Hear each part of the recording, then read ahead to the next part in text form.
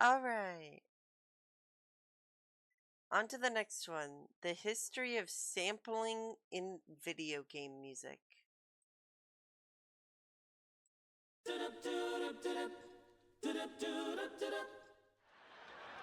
And what would you say at a party? Jamming on the one. Jamming on the one. Jamming on the one. Jamming on the one. Music sampling is defined as taking part of an existing audio source, a sample, and then using that sample as part of a song. In essence, sampling is the act of taking any pre-existing sound and using it as a sort of instrument. In the hands of a skilled musician, literally any sound ever made in human history could be sampled and used as part of a song in some way, including other songs. These are some old songs. While sampling nowadays is quite commonplace in the music industry, sampling itself is a fairly recent creation. The earliest known use of sampling dates back to the 1940s, with instruments like the Chamberlin using magnetic tapes to store audio recordings, which could then be played back by a I'm keyboard. not even The old. sampling as we currently know it wouldn't be fully realized until around the early 1970s, when the first digital music samplers were released. Even then, it wasn't until the advent of portable samplers in the 1980s that sampling became more widely accessible in both its reach and utility. The advent of sampling sits at a fairly pivotal point in musical history. Its inception is intrinsically connected to relevant music genres at the time, such as funk and soul, while the use of sampling was instrumental in shaping future genres, including drum and bass, house, and hip-hop. While the driving philosophy behind sampling had already found its footing with DJs even before the release of digital samplers, their lower bar for entry made it easier than ever for any artist to take any sound they wanted and use it to produce something entirely new. I started off with just this. Sampling, I know, is food in a simple life. That's all I heard, just that part, and I just kept looping it. As the 1980s gave way to the 1990s, music sampling slowly became more of a mainstay within the industry as electronic instruments grew more commonplace. And as the product of rapid technological developments, these new musical advancements ran parallel to another then burgeoning technology: video games. There was a point in the early 1990s where not only had sampling reached new heights of popularity among mainstream artists, but the sound chips found in gaming consoles and arcades had become advanced enough to play back more complex sounds. As a result of these developing technologies and their growing adoption by the masses, the 1990s became something of a convergence point for video game music and sampling, and video game composers have since found very creative ways to use sampling. In this video, we'll be covering a wide range of unique samples across decades of video game music, showcasing different types of samples and even the mysteries behind some of gaming's most iconic music samples. Make sure those headphones are strapped on tight. You're gonna need them where we're going.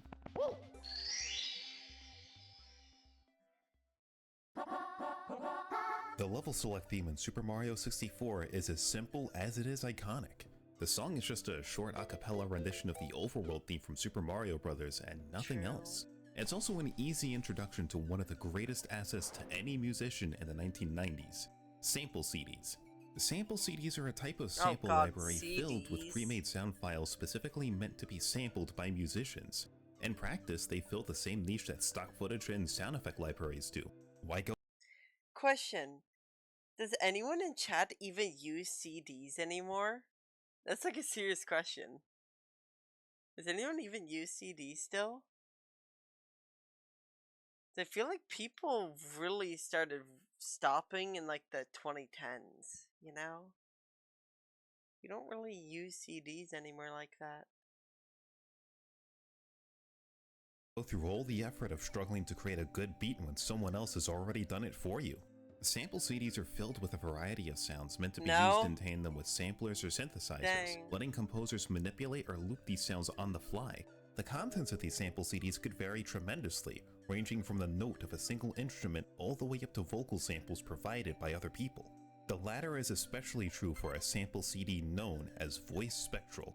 Even if you've never heard of the CD itself, you've definitely heard at least one of the vocal samples on it before.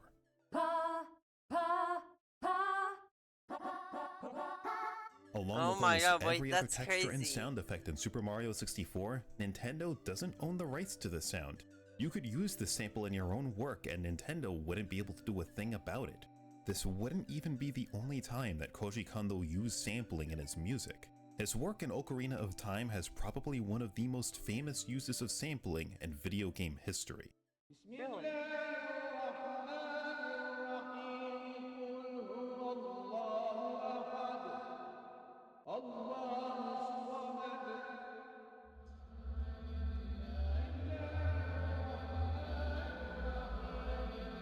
The sample used in the Fire Temple theme is famous enough that its story has been documented pretty extensively at this point.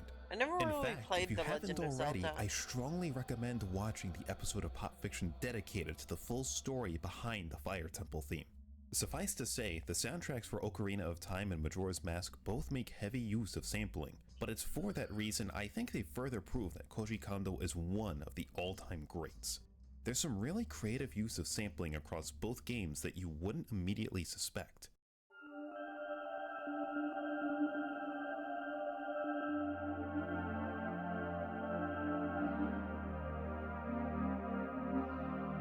Very few songs encapsulate the same feelings of helplessness and resignation that Final Hours does. Let's hear It's what one of the he's most powerful, surprised. emotionally charged songs in the Okay. entirety of the Zelda series, which makes it all the more impressive that the sample used is effectively the skeleton for the entire song.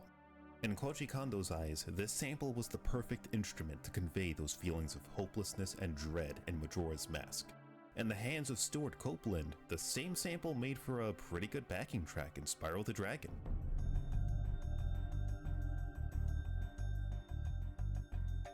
All of this preamble is meant to help get across the idea that sample CDs can be really powerful tools. There have been thousands of God, different I physical sample miss CDs and digital sample Skylanders. libraries released by this point, all for the sole purpose of being used in music production. You know, they need to make a new, really good Skylanders game. Yo, I would buy up, like, if they still did it, or if they decided not to, I would still buy the little figurines. I have, like, a collection of them, by the way. I loved it. So no two collections of samples are exactly the same.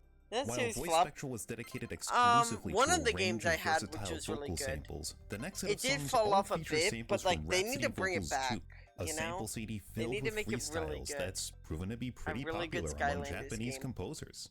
Ding-a-ling, ding-dong, I'm ringing bells, and Lurch What comes the to hell? the door and says, you rang. Really? I've never played Yakuza, but, like, I said, That's crazy. baby, I don't care what you say. I just looked at you and I just wanna pass you on by. I said, baby, I don't care what you say. I just looked at you and I just wanna pass you on by. Feeling is getting harder and harder. See what you see, what you think. On a mission, kicking knowledge on a different level. Makes a lyric like the bass with the treble. Take a deep breath, getting funky as my lungs release. Knowledge on a different level. Makes a lyric like the bass with the treble. Take a deep breath, getting funky as my lungs release. A solid rhyme, dang, that's It's time cool. to let the words flow off the tip of my tongue and let my thoughts grow like a seed in the soil it's planted. causing much mayhem, dropping drama. Radical rebel with the need to bomb her. It's time to let the words flow off the tip of my tongue and let my thoughts grow like a seed in the soil it's planted. So like a forest, my brain's in Oh, okay. It's crazy that this many While games we're on the did topic this. of Capcom, it seems like they had a strange phase around the turn of the millennium where all their fighting games just kept using vocal samples. Swing your body.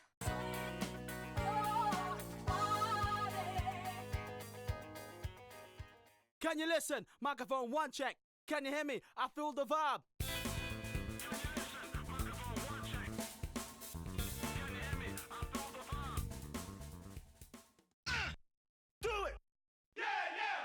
Mastermind.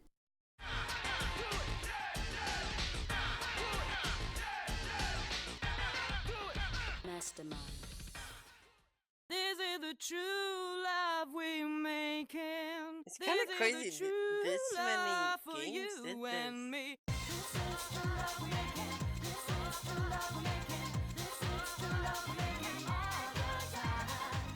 Of course, it's important to note that not all sample CDs contain samples created by the company producing them.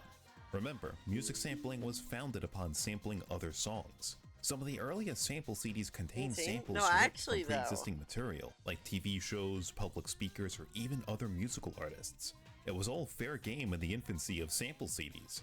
And it's sample CDs like these that would eventually become the bread and butter of a certain Hideki Nakanuma. Would you stop playing with that radio of yours? I'm trying to get to sleep. Would you stop playing with that Oh, radio Jet of Set yours? Radio. I'm trying to get to sleep. Get your thing together! Give it all you got! Get on the move!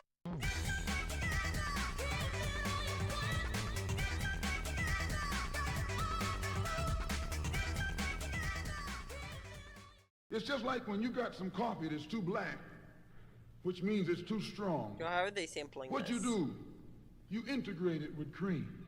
Too black, too strong. Too black, too strong. What? Wait. For the average composer, sampling a Malcolm X speech would be seen as one hell of a deep cut. Not only is it just another normal day for Hideki Nakanuma, but it's also not even the strangest audio sample used in gaming.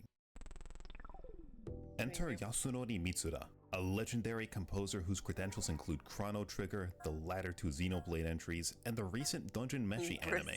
His body of work is legendary, but he's not a composer known for using sampling in his music, outside of one special occasion.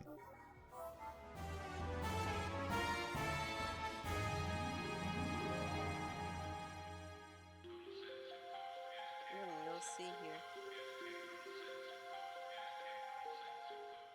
Apparently, a number of people over the years weren't sure what phrase is spoken during the bridge in Night of Fire. Allegedly, even Mitsuda himself tweeted at one point that it was a coined phrase, which it clearly isn't.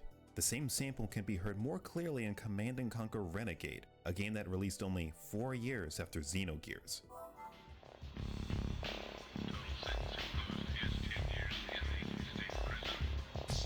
So where does this sample really come from? Thanks to the work of a few curious posters on GameFAQs, the source of the audio was traced back to the trial of Christian Brando.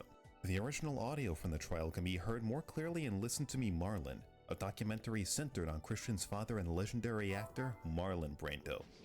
Total sentence imposed is 10 years in the state prison. While Listen to Me What? Marlon released in 2015, the trial That's itself was crazy. held in 1990, So and a they just transcript of sampled the court tapings trial? wasn't released until 2004. It's likely that Mitsuda and Klepacki both got the audio from a sample CD in the early 90s, but how the audio even found its way outside the courtroom still remains a mystery.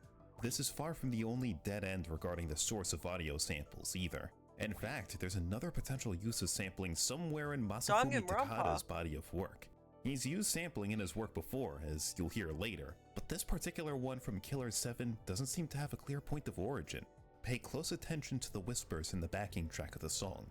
You should just barely be able to hear a woman whispering, "Forever." It should sound pretty familiar if you're a fan of Platinum Games.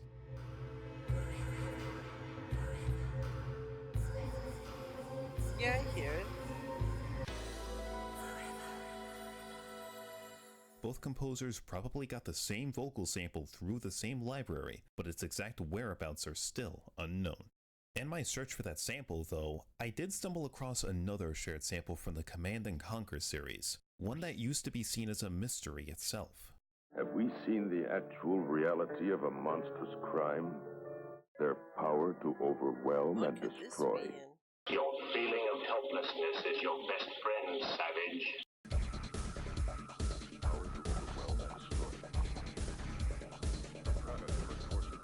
Your feeling No of idea what helplessness this is your game best is. friend, savage. Each of the vocal samples used in Brain Freeze are taken from the same sample CD, but it's this one that's the most interesting. After a curious Reddit user by the name of McMastersBVS started a search for the sample source over a decade ago, others online were actually able to track down the source, a 1966 drama known as Mondo Keyhole. Have we seen the actual reality of a monstrous crime? Or merely an illusion, the product of a tortured brain? The samples used in Red Alert 2 are just a small excerpt from a longer narration, which can be found in a Methods of Mayhem sample CD. And Red Alert 2 isn't the only game to use the sample. The mind of man rests on a delicate balance between reality, the world of light, and the other, darker world below the threshold of consciousness. The mind of man rests on a delicate balance between reality, the world of light. As you can probably tell, composers kept on sampling well into the late 2000s, and there were plenty who continued sampling all throughout the 2010s.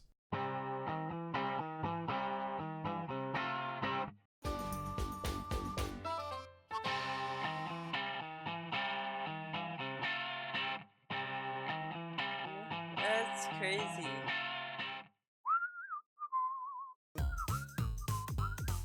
It's Splatoon.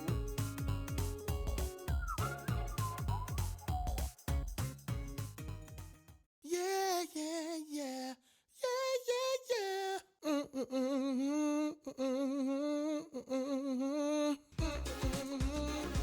Danganronpa. Hey, yeah.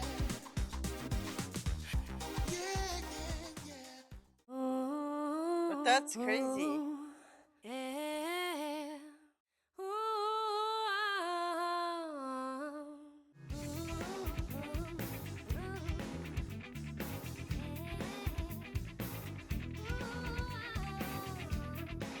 Incidentally, this sample might be the only time you could directly connect the Xeno series of games to a certain Blue Blur. I can't hear you. I can't see you.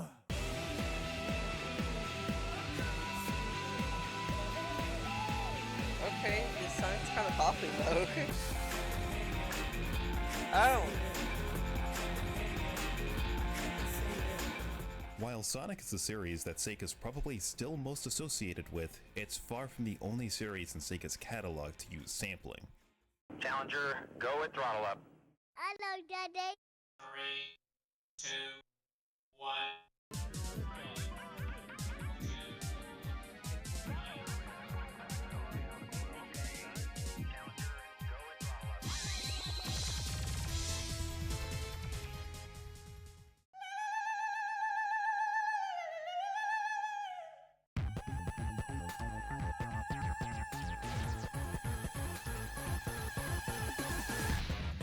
Riders game. Let's go! Is something we're gonna sample you? No! Don't give up. Don't say you won't. It's also worth noting Oh that no, I'm gonna this be sample clipped. from Data File 2 Let's go! shouldn't be confused with this sample from the same CD. Let's go. Let's go. No, how dare you? It's become somewhat common knowledge recently that this sample is a line from Adam West's tenure as Batman in the 1966 TV series. The full version of the sample heard in Data File 2 even seems to support this. To the Batmobile. Let's go. While the idea that Adam West's voice is hiding in various games makes for a fun bit of trivia, there's just one small problem. I've never seen any real evidence supporting that claim. After digging through various episodes and their transcripts, I found out that the line shows up just one time in episode 7 of season 1. However, the line as it appears in the Batman show proper doesn't match the sample heard in Data File 2. To the Batmobile. Let's go. If the sample is supposed to be Adam West, then why is there such a big discrepancy between the lines? As it turns out, the sample heard in Data File 2 doesn't come from the Batman TV series itself. It was taken from a remix of the 1966 Batman theme, which comes from the first volume of the television's greatest hits album in 1985. So what if the sample wasn't taken from the TV series proper? It's still a sample of Adam West, right? The audio in the 1985 remix is similar to the intro of To the Batmobile, a song on the 1966 TV series soundtrack that reuses Adam West's original line. However, nothing in the release of television's greatest hits credits Adam West and Burt Ward, while any credits found online list no proper citations. Furthermore, comparing the audio side by side reveals too many subtle differences. To the Batmobile. Let's go. To the Batmobile. Let's go. While the delivery is similar, Yeah. the voices and even the sound effects in the 1985 remix are too different for this to be a simple case of pitch shifting. I just don't think that's Adam West's voice you're hearing in these games, meaning it's unknown just whose voice this really is. Regardless, this recording was a sample featured on a popular sample CD. Third Strike is far from the only place you can hear it. 3, 2, 1. Let's go.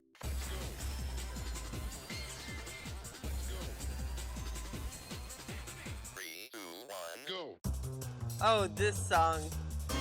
I know As this. it turns out, Zero G's various sample libraries are home to more than a few iconic samples heard across a wide range of media. One notable example comes from the release of Vocal Forge, hidden away in a section titled Live Forever. It's a vocal sample that should sound very familiar to fans of a certain 2010 Gainax anime. Heart stood still when we first met. I thought we'd be Why does it together, sound like it should be a yet Persona you're song? using me for your own game, and now I'll never feel the same. For the game. Oh! Wait, is that Panty and Stocking? Of course, what Zero G is probably best known for is their series of data file sample CDs, which were among the first CDs of their kind. According to the company's own website, they were also never sold with a commercial license. All 3 data file CDs were strictly meant for personal use. Naturally, that never stopped composers from using data file samples in their works. We are controlling transmission.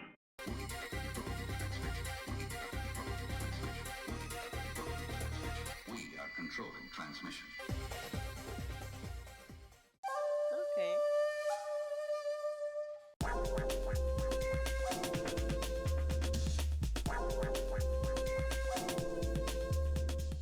Work that sucker to death. Come on now. Work that sucker to death.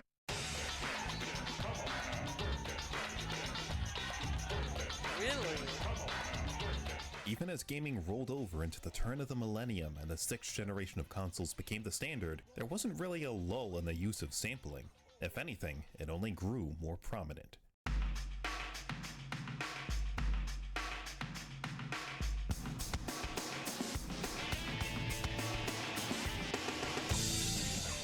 Okay.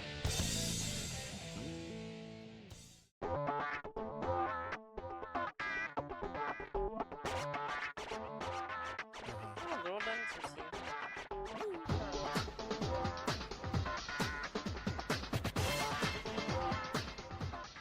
Hey ya humma, hey ya ho, hey ya humma, hey. Huh. This is interesting. I can't believe they were sampling so many games back then.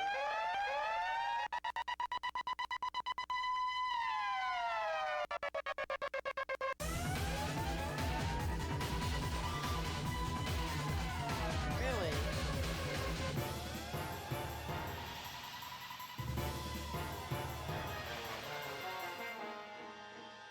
Oh-ho!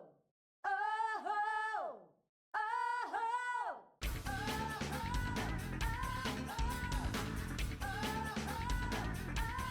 That's crazy, okay. While this video has focused pretty heavily on the use of sample CDs and VGMs, they're far from the only means of sampling audio.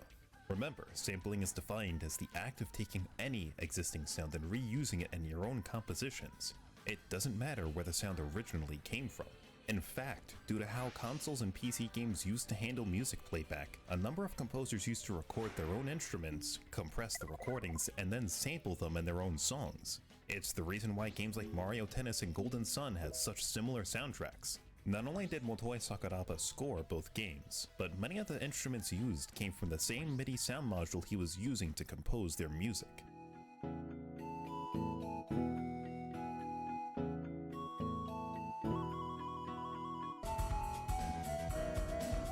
Okay, yeah, I hear it.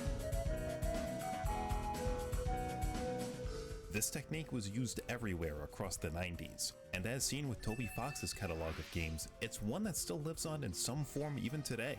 Undertale's soundtrack alone uses tons of sound fonts and samples from other games, to the point that there exist several fan efforts to identify and compile every sample used.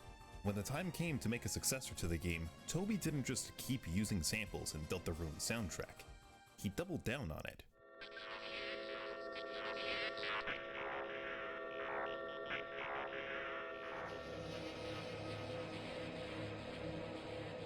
Oh. Now, Earthbound itself is no stranger to referencing and sampling music.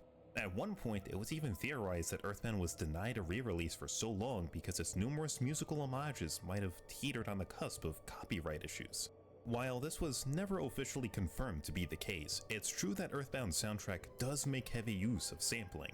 Possibly the most creative use of sampling in Earthbound comes in the area before that final encounter with Gigas.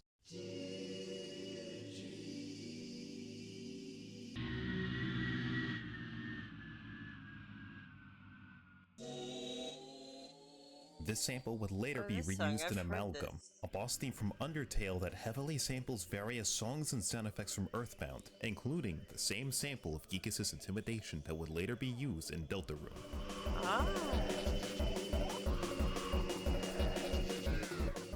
Naturally, Deltarune is just one of the many games out there that samples other video game songs in its soundtrack.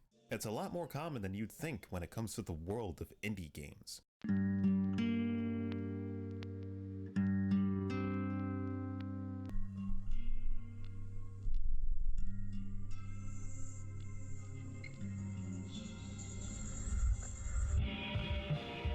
In fact, why stop there? Why not just sample a random voice clip from a game and make a whole beat out of it? Okay, unless I tell you otherwise, keep pushing forward. Sure.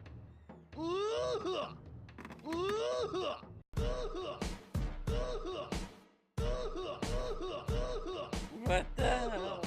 This song would end up being reworked in the eventual definitive edition release of Lisa the Painful, solely to replace that Shenmue sample entirely.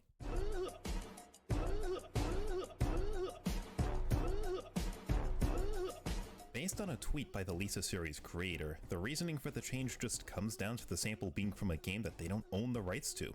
While this clearly hasn't stopped other games, it's hard to fault the guy. Let's just say that the legality surrounding what can and can't be sampled is complicated. By comparison, a more recent indie game ended up finding a way to skirt around this issue entirely. Pizza Tower is a loving tribute to Wario Land 4 in every sense possible, from the gameplay up to the soundtrack itself. Given that so many of the game's songs make incredibly heavy use of sampling, it shouldn't be surprising that a few of its tracks originally sampled voice lines taken directly from Wario Land 4. Really?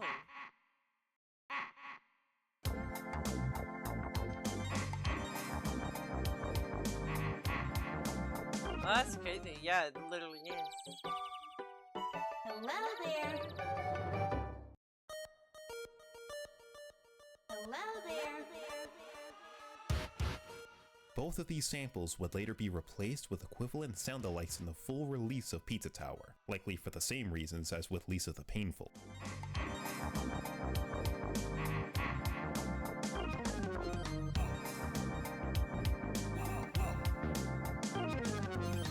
Of course, any sounds that weren't directly sourced from copyrighted material were fair game to use across Pizza Tower's soundtrack. Pizza Tower's use of sampling was even used to strengthen any intentional references or homages to other games.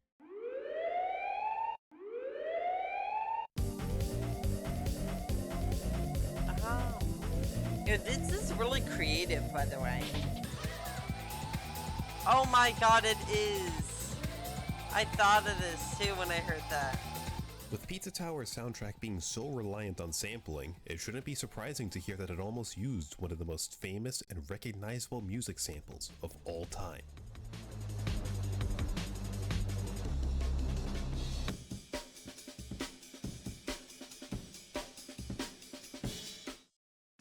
Isn't it absolutely bonkers that Very you can walk into a okay. store, hand someone a piece of plastic? The sample from Amen Brother by the Winstons needs almost no introduction. More colloquially recognized as the Amen Break, the sample grew in popularity after its inclusion in Ultimate Breaks and Beats.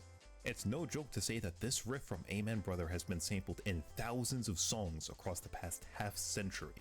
The Amen Break has grown so popular that its widespread use has become something of a punchline in recent years. I'm seriously not kidding when I say thousands of other songs have sampled this one drum break. I think I've heard this song before.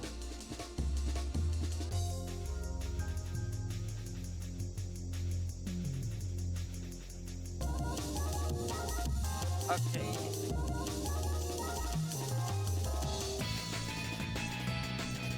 Okay, yeah.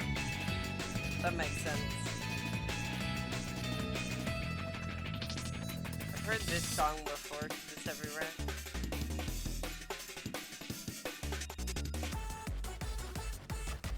Wow, this is just everywhere.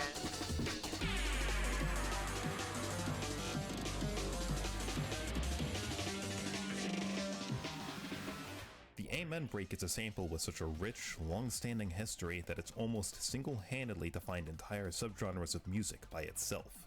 While its impact on music shouldn't be understated, Amen Brother is only just one of the most sampled songs of all time.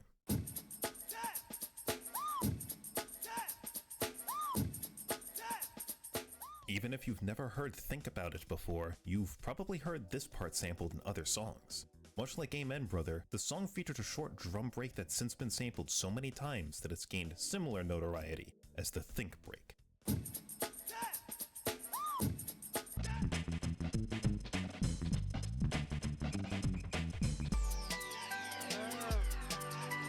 Oh my god, yes!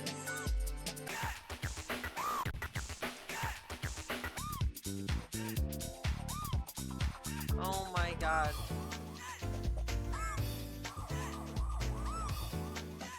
The Think break isn't the only part of Think About It that's been sampled either. A few composers have gotten very creative with the song.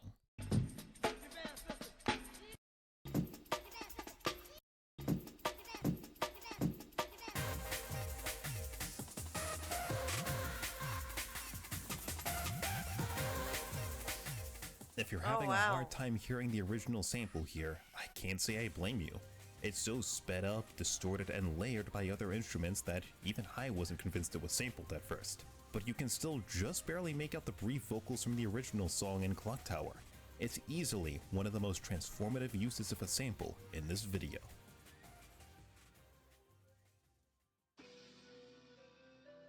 By this point, it should be abundantly clear that the art of sampling never fell out of style with game composers. Even now, sampling can still be found everywhere in gaming. Obviously, a lot has changed in the near 40 years since sampling became a mainstay in modern music production. Technology has evolved so much that video game music isn't limited by whatever sound chips are in the consoles themselves now. Between this and the rise of the AAA video game, the soundtracks of most mainstream releases tend to skew heavily towards a more orchestral style nowadays. While you'd think there'd be less room for sampling to thrive in that sort of economy, this video should serve as proof of the contrary. It's not by coincidence or cherry picking that many examples of sampling in this video were of games released within the past 10 years, regardless of their scope or place of origin. Even outside of gaming, sampling has become extremely commonplace in music overall, so much so that the average listener probably doesn't even notice. There's probably no better example than Vocaloids or YTPMVs. One is a voice synthesis program that uses voice samples provided by real people, while the other is a genre of video that uses samples of other media in remixes. By definition, every Vocaloid song, YTPMV, and Ultimod ever released makes use of sampling. Even mainstream artists have continued sampling in their own album releases, with some having been found to sample songs from video games. Sampling has become such a mainstay in music that it's grown well beyond a fun novelty at this point. In this sense, the use of sampling itself has become almost invisible. Of course, none of this is meant to insinuate that sampling is bad. If anything, I think it's a technique worth celebrating, and I know I'm not the only one who feels that way. The love for sampling is undoubtedly part of why others have made entire spreadsheets and videos dedicated to documenting the various samples used across gaming. While just about anyone nowadays can download and throw a bunch of samples together on their PCs, that in itself doesn't make the art of composing music any easier. Sampling is a technique. As with any technique, it demands practice to understand and master. Pretty much any artist can sample other sounds or songs, but how they end up interpreting those existing sounds into their own work is what matters. Ultimately, sampling isn't any different from when Nintendo used stock sound effects and texture packs across Super Mario 64's development, or how id Software turned photos of toys and real-world locations into some of the most iconic symbols and weapons in video game history. It's all the same principle of taking something old and transforming it into something new. Whether it's gaming, music, or film, you're bound to find countless stories of people getting creative with the limited resources available to them. In a time where we're surrounded by technology that can automate and expedite so much of the creative process, it's important to remember that the human element remains the driving force of art forms like music. At the end of the day, sampling is just one of many tools in a creator's arsenal, and a tool means nothing without the hand to guide it.